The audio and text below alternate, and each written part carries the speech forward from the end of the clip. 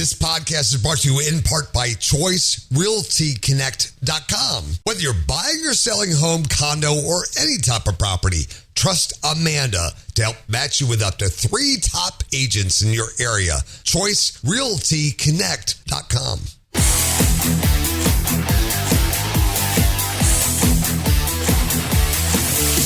You rock stars. From Washington, D.C., this is the Rock on the Money podcast, episode 125. It's time to talk about your saving, investing, and protecting all of those hard-earned monies. We're here to coach you along that path to retirement and financial independence. I'm Craig, your Dave Ramsey Master Financial Coach, along with Amanda. She is a corporate in-house lawyer and real estate referral agent. And we're so grateful you've joined us. Check us out on Facebook at Rockin' on the Money or the website at rockononthemoney.com. I don't mean to laugh when I say that, but now it's become a thing because I said she is an in-house lawyer and real estate referral agent. How is Amanda today? The queen. Hey, you know what? I finally pulled the trigger and booked a cruise for later this year. Really? What are you allowed to say? Which cruise line? We're going with Carnival because they sail here out of Tampa. Right. Yeah. So wait a minute. Do Floridians still get like discounts? Yeah, you do kind of like get Disney and stuff like that. You get resident discounts, but honestly, the resident discount is as good as like if you are a member or you know how they do like kind of like frequent flyer clubs, right? For airlines, right. They have them for cruises. So if you already have cruised with them before and you're part of their program, you get special pricing for that too. So it's about the same. The one thing I would like to live in Florida for is they always have those last minute deals to try and fill up the ship. Yeah. I always thought that would be kind of cool, but then I was thinking I'd probably get tired of that after a while. Like I think it would take a while to get tired. Yeah, I mean, because it seems to me like the food would be cheaper to just be on the cruise ship all the time. Like, hey, find out the night before, oh, they have spots open. You just pack your bag and go on down there, and you'll be a savvy savvy shipper? What would you be? A savvy cruiser. And sailor. You would know, because I already know the things that they do on a cruise ship, what not to do on a cruise ship, how they manipulate so you pay more, how they trick you to, buy gold by the inch and all that kind of stuff, all that wacky stuff. And I know how they operate. I did know a firefighter when I was living in Miami who, how they work like, well, you're on for a few days and then off for a number of days. Yeah. So he would just roll up to the cruise ship in the morning after a long shift and be like, hey, you got room? And then sail for a few days, There you go. I mean, you got buffets all day. Super cheap.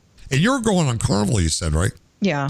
It's not my favorite. It's like a party ship, but the rates are super cheap. But you are a party girl. No, I am not. No, you're not. But the one thing I like about Carnival, before we get to the questions, is I like you have 24-hour ice cream and 24-hour pizza. I'm such a simple guy. I think it's funny that I can go down at 11 o'clock at night and there's a soft serve ice cream thing. I'd pull it out, make my cup, take it right back to the room. That's my simplicity of my life.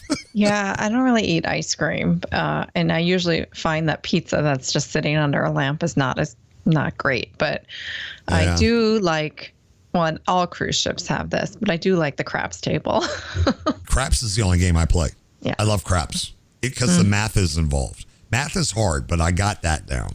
Yeah. It's like a team activity. It is. It's the only game where you're actually rooting for other people. Right. We all work together. Yeah, we all work together. And I don't believe in I work with the odds out, but I like that a game where I can sit there and maybe get 1 or 2 hours out of it with the same amount of money. Yes. That's why I like blackjack, where you're done in 3 minutes. Right. So that's the thing I like about craps. However, I've gone to tables before. And by the way, people, I'm talking like $200. I budget it. I don't go like to my ATM and get more. It's for entertainment only. Right. So I'll take 200 chips. It's always $200. But I've been there where sevens keep flying out like within 5 minutes. It's like I just lost. I'm like, and then I'm spooked and then I just enjoy watching. So I end up watching. But I get spooked easily. I'm like, I'm done. Because it's not fun anymore. Because I know I'm not going to make money out of it. If I could just stay there for a couple hours and maybe lose 100, come out with 100, I'm still happy. Yeah. I had fun because it's a team. Anyway, that's my craps strategies. You're not going to learn anything from me, but. So anyway, I'm sort of scratching my travel itch, but I still feel like I need to find something. Yeah, that's a Band-Aid. Sooner. That's a Band-Aid, Amanda. Yeah, and it's not until November. Oh, so. All right. Well, I'll send you some Southwest points. I'll ship you somewhere. Okay. All right. Hey, we have 6 questions apparently from our listeners. And by the way, guys, you can send us questions anytime. podcast@rocklandusa.com. And if it's enough that we can put on there, we'll answer them right in here. We'll give you credit. So here's some of the questions that I've gotten. Question number 1, considering some changes to my 401k contributions. Currently, I max out my contributions pre-tax, which would be known as traditional, Amanda, right? Pre-tax yes, 401k. Traditional. Yeah. But considering changing some contributions to a Roth IRA, since my employer has this as an option. Mm-hmm. They mean Roth 401k. Yeah, they mistyped that. Constant confusion about that. The rest of the question. Currently in the 22% tax bracket, but getting close to the 24% tax bracket. Any thoughts? So here's my first thought is stop focusing on your tax bracket. This is why I added this question here, because it's really not about the contributions. I added this because I want to focus on that right there. People get hung up on these stupid tax brackets when actually it really means hardly anything. Right. Yeah. Yeah, it really does. Because if you're close to the 24% tax bracket, so what? It's only the amount that goes over the 22% tax bracket that's going to get taxed at 24%. So we're totally so talking most of your 2%. money is still going to be taxed at 22% or lower, because again, it's a progressive tax rate. So even not even all of your money now is taxed at 22%. Only a portion of it is. The rest is taxed at lower percentages. Right. So if you go over the bracket for the 22%, that just means if you go over by like $1,000, you're going to pay 24% on just that $1,000 instead of 22, which is only 2%. Anyway, it's only on the portion that went over, like you said. Right. I can't tell you how many people I run into that believe that, if I go up to the next tax bracket, everything gets taxed. Or I go up to the next tax bracket, so it's going to mean I take home less money. And that's just not true. There's no such thing as a 100% tax bracket. And I don't know where this comes from, but it's a large amount of people that believe this. They don't want to make more money. That's why I can't do Roth. Like I got to lower my No, people, no. It means you're winning. It's okay. It's going to work out. Yeah.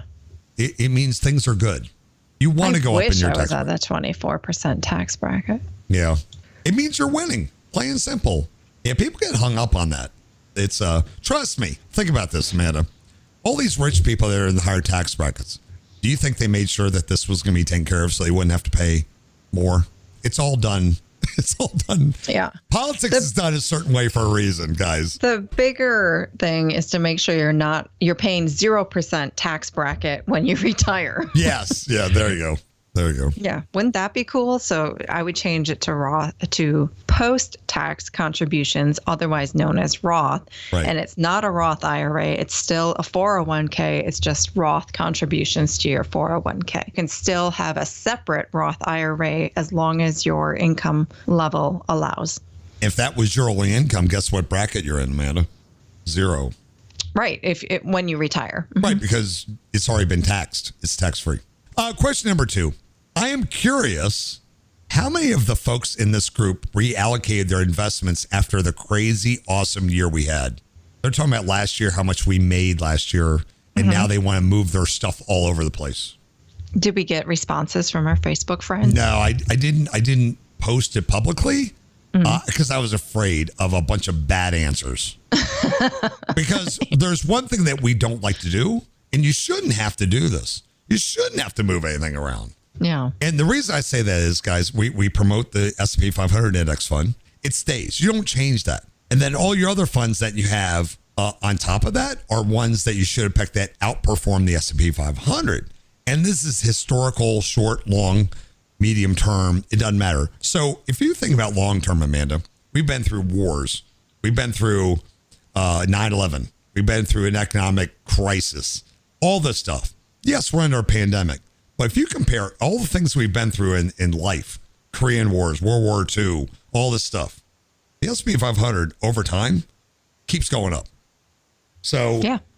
What do they say? If you took your money out, let's say you wanted to time the market. Okay, Amanda, I don't have the exact number here because I've heard this a bunch of times. I should have it memorized. But if you had your money and you tried to time the market, it's like 8 days would be your biggest gains. And if you are not in the market all the time, you could miss out on the biggest gains through time if trying to time it. Nobody can time it.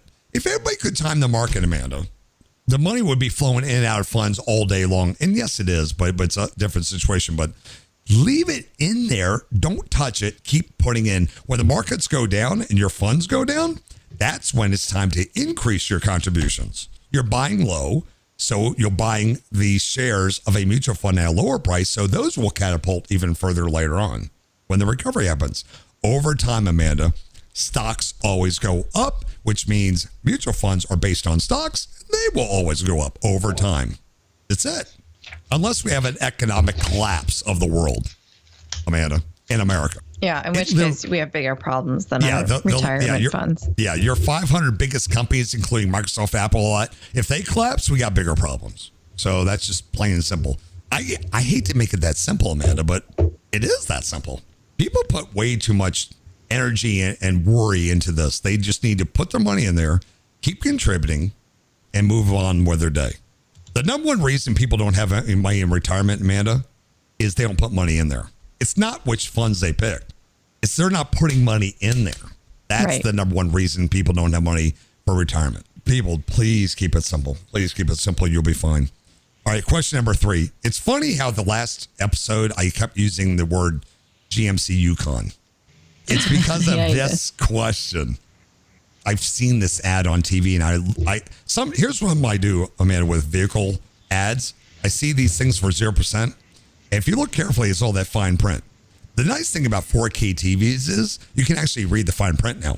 So I take my phone. Here's what I've done. I actually take photos and I zoom in and actually read some of that stuff now. It is amazing what they say in there. So here we go. Here's this question number 3. Help me understand something. I just saw an ad for a new GMC Yukon for $74,000. At 0% interest and $10,000 down, the payment would be roughly $1,066. Tell me how someone's that not a multimillionaire and making less than $150,000 a year could possibly justify this insane purchase, Amanda. Well, you can't. Well, you can justify anything you want. I hate to say you can't justify it, but so if that's your priority, I suppose you can justify it. It's just in my opinion, it's a terrible priority. It's a terrible priority. But everyone's entitled to their own priorities. I mean, if you don't have a family and you don't mind living in a shoebox and that's where you want to put your money and you're still able to contribute to your retirement funds appropriately, then if you can pay cash for it, then fine. But again, we don't encourage taking out car loans. I mean, essentially, that's half of your annual income for the purchase of one item, which depreciates rapidly in the first 2 or 3 years and will easily be down to $30,000 before you know it. And you're basically making a mortgage payment every month for something that gets you from point A to point B. And then like in this last year, they were hardly even used. Could you imagine buying a rental property right there, Amanda, of that with a mortgage payment of $1,000? Something actually makes money. Yeah. Man. Yeah, it's crazy. See, I would never do that. Even if I had the money. Even if I had the money, Amanda, I was thinking about this the other day. I was actually browsing around like these used car places like CarMax because they have some fancy cars in there. I was just kind of looking around. I was like, okay, I see like a Porsche in there. So I'm like, yeah, but why would I do that? Yeah. If you're really itching for that, go rent one for a weekend and get it out of your system. I do want to rent one of those Tesla SUVs for a weekend. I just want to see what it's like. The one with the wing doors and all that. And apparently you can do that for a couple $100. I'm like, heck yeah, let me just drive this thing around. I want to see what it's like. What's it like to charge the stupid thing? I mean, I don't even know where a charger's at. I see them all over the place, but why would I own that's a lot of money for a vehicle, $74,000. Right. And I can go right now down and do that. But why? Well, and there's an app even. It's kind of like the Airbnb of car rentals. It's called Turo. Yeah, Turo. Yeah, that's the one that has a lot of Teslas on it. That's what I was looking at. You can rent someone's Tesla or Porsche or whatever for the weekend. Get it out of your system. Yeah, I thought about doing that when the weather gets better. I'm going to just drive one to see what it's like. By the way, in a future episode, there's a website, because you brought this up, I think, last week or the week before. You were interested in buying a Tesla. Well, I mean, you thought about it. Interested is a strong word. Yeah, I think you thought about it. But this is what's interesting. So there's this website where you can compare a Tesla Model 3 to another car. And it goes through the whole thing, the cost of ownership. Which one ends up being the better deal? Like energy savings, blah, blah, blah, and fuel. It was interesting. And even buying a 2-3-year-old used, like a Camry or something like that, compared to buying a Tesla. Which one, after 5 years, is the better deal? So you already bought the 2-3-year, you bought the car, like we say, you bought a car for cash, 2-3 years old, you already beat the depreciation, or buying a Tesla. Which one is the better deal? Including electrical, tires, all that stuff. I was shocked at the answer. That's called a teaser. Okay. It's a teaser. Because I think you're curious, aren't you? I guess. Just say yes. Just say yes. Thanks. Yes. All right, we'll be back right after this. We got 3 more questions coming up, Amanda. Hey, we'll be back right after this. You're listening to Rock on the Money.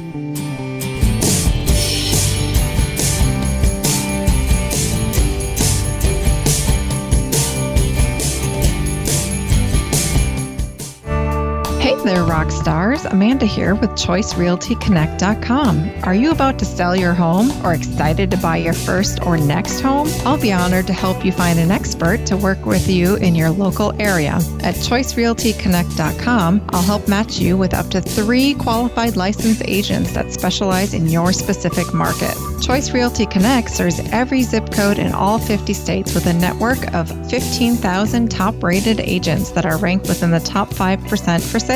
Whether you're selling or looking for a condo, new construction, retreat, vacation property, or you're a first-time home buyer, let me connect you with the perfect top agent today. ChoiceRealtyConnect.com. The choice is yours. Amanda Braun is a Florida licensed real estate with a brokerage, Realty Connect. Rockland, USA.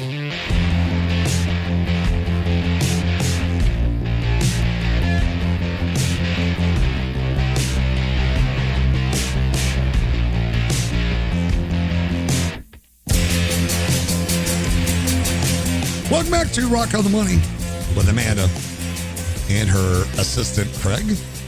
Check us out on Facebook.com/Rockland. I'm sorry, Facebook.com/RockOnTheMoney or the website, RockOnTheMoney.com. And we're available everywhere.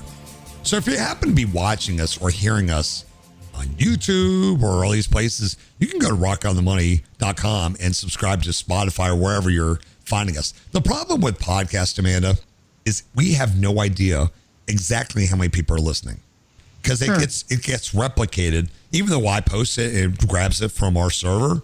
It also gets replicated by other podcast places. So there's really no way to know exactly how many people are listening.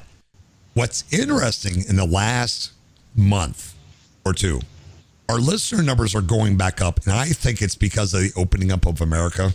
So now we have 4 instead of 2. Yes, we've made it to 4 listeners, chat. Yeah. But I think because people are commuting again, people like listening to podcasts when they're walking, exercising, commuting. They're on buses, rail, whatever. And because everything's really opening up rapidly, like rapidly, Yes. I believe it's correlated. So we went through a downturn. You can map it right on the calendar, Amanda. Last April, it plummeted, and we've been kind of down there, but now we're going right back up, and it matches everything else. It's kind of crazy. You wouldn't think that, but the opening up of America is good for podcasts because people are out there, and the weather is better as well. So people are out walking and they're listening to podcasts again. So guys, I appreciate it, and please share us with your friends. Question number 4, got 3 good ones here. I have trouble saying no. Everyone at work has something to sell that they make or sell because they have their kids' fundraisers. How do you handle this? Oh, yeah, that's a tricky one. So it's probably been less of an issue as everyone's been working from home. But now that you're going back to the office and people are putting their kids' fundraisers in the break room, again, this is probably going to start to be an issue again. It's almost like a budget question, too, because, man, these things have such a big markup on them because the company making the Girl Scout cookies, they need to make their money. And the Girl Scouts actually don't get a lot of money out of those things. Girl Scout cookies are like $5 a box now. $5? Where you got discounts down there? They're like more than that up here, I think. Oh. No. I think they're like $6 now, and you only get like 2 of those. What's your favorite Girl Scout cookie? Well, the coconut ones, the coconut caramel. Oh, well, see, I would never steal your cookies. That would be a good thing because I like the mint. I like Thin Mints too, but now you're getting fewer and fewer cookies in the box, and the price keeps going up. I know, and I put my Thin Mints in the freezer too. That makes them really awesome. But yeah, I like to crumble them into mint ice cream. Oh, there you go. If this is like, I guess they're referring this back to budgeting, and if they have other things that are like priority, how you tell your spouse back at home, well, I got to buy these stupid Girl Scout cookies, or I got to buy their popcorn from the Boy Scouts, or, I mean, what do you do with all this? Well, I don't have this problem because I work at home with people who don't. Well, 1, I work at home. 2, I work with people who don't have school-age kids. There you go. So it wouldn't even be an issue. Yeah. So, I mean, just say no, just like anything else that isn't in your budget and not part of your conscious spending plan. Just say no to, like you do to any other temptation. Yeah. And they said at the beginning they have trouble saying no. It is something you really need to. You have to take care of your priorities first before you help anyone else anyway. Well, and have a plan on how you're going to say no. It's easy enough to say no. This isn't part of my. Well, some people have a hard time saying no. So, and no is a complete sentence. You can say no, thank you, period, and not have to give a reason. Yeah. Question number 5. But here's the thing: I am a sucker for my nieces and nephews fundraisers. Question number 5: when you open a Fidelity Roth IRA, which is one of our discount preferred ones, non-advertiser. When you open a Fidelity Roth IRA account, do you then select the mutual funds for it? Or is there a separate selection of mutual funds for Roth IRAs? And I included this because you bring up this one thing that people forget when they open up an account, what they have to do after that. Right. So you open an account and you fund it by putting money into the account. It's just sitting there like it's a savings account, earning almost no money until you actually make investment selections within your account. Yeah. So you can select mutual funds, you can select ETFs, you can select single stocks, whatever it is that you want to invest in within this bucket of the Roth IRA. Until you make those selections, though, your money's not making much money. There you go. So the 3 steps are open it, fund it, and then pick your investments. Yes. There you go. Good question, though. But a lot of people forget to pick their investments. Yeah, then they log in and like, how come my money almost never increases? Because you basically have a savings account. Yeah, they forget to actually pick the investments afterwards. So, but I'm glad they picked Fidelity. We like Fidelity, Schwab, Vanguard. Or it's not like we have any relationship with them. They are the low-cost providers. They're beating up everyone else because they are very low cost or no cost. They have funds that have 0 cost as well. And usually it's an index fund or something like that, because you know why? There's no cost for them to run those anyway. It's pretty much computerized. Literally, computers run those index funds. There's no person has to pick the stocks or anything like that. Question number 6. I just want to gauge things. How much on average do you have in your emergency fund, and what type of account do you keep it in, and what is it earning? Well, I'm not disclosing what's in my emergency fund, but I do have an easy 6 months of expenses in my account. Now, the next part, where do I keep it and how much is it earning? I can answer those real easy, Amanda. Okay. And then basically an online savings account and ain't earning diddly squat.